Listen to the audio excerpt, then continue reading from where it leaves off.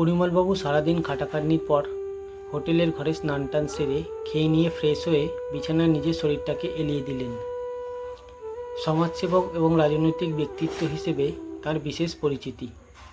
তার সংস্থা মূলত যেসব কমবয়সী প্রত্যন্ত অঞ্চলের মেয়েরা ফাঁদে পড়ে অন্ধকার গলির নিষিদ্ধ চোরাপথে হারিয়ে যায়, তাদের উদ্ধারের কাজে বিশেষ ভূমিকা পালন করে থাকে। সরকার থেকে পাওয়া অসংখ্য পুরস্কার সম্মান তার ঝুলিতে। এই কাজের জন্যে স্ত্রী ও 2 ছেলেমেয়ে নিয়ে তার সুখের সংসার। তার কথায় উদ্ধার করা মেয়েগুলো তার মেয়েরই মতন। আজও জোনাকরি মেয়েকে উদ্ধার করা হয়েছে ও স্থানীয় পুলিশের সহায়তায় তাদের হোটেলের নিচের তলার বিভিন্ন ঘরে রাখা হয়েছে।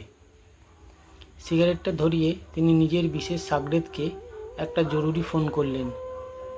যে মেয়েগুলোকে আজ উদ্ধার করা হয়েছে তাদের মধ্যে সবচেয়ে সুন্দরী অষ্টাদশী মেয়েটিকে তিনি বিশেষভাবে আলাদা ঘরে রাখার ব্যবস্থা করে এসেছেন।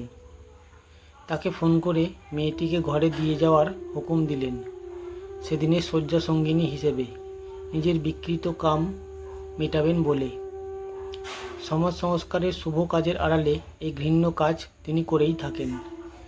অর্থ, খ্যাতি হয়তো কখনো কখনো মানুষের অন্ধকার দিকগুলো নিরাপদ আচ্ছাদন হিসেবে কাজ করে। কে জানে, উনি হয়তো কামের তাড়নায় অসংখ্য মেয়েগুলির মধ্যে নিজের মেয়েকে দেখতে পান না।